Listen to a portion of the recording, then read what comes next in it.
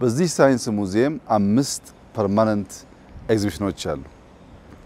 የመጀመሪያው ሴክሽን አርቲፊሻል ኢንተለጀንስ ለጤና፣ ለግብርና፣ ለስማርት ሲቲ፣ ለሰርቪሶች ለምሳሌ የሆቴል የካፌ ሰርቪሶች በሮቦቲክስ እንዴት ኤአይ ሰርቪስ መስጠት እንደሚችል የሚያሳይ አካባቢ ነው። ሁለተኛው ሴክሽን የኢንቫይሮንመንት ሴክሽን ነው።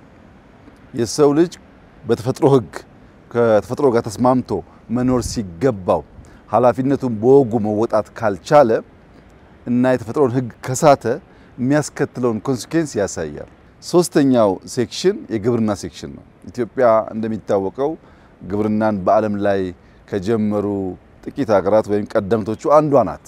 አሁን ታሪካችንን ብቻ ሳይሆን አሁን ያለውና የነገውን ግብርና የሚያመላክት ሴክሽን ነው። ከዚያ ሲወጣ ያለው ሴክሽን የውሃና ኤነርጂ ነው።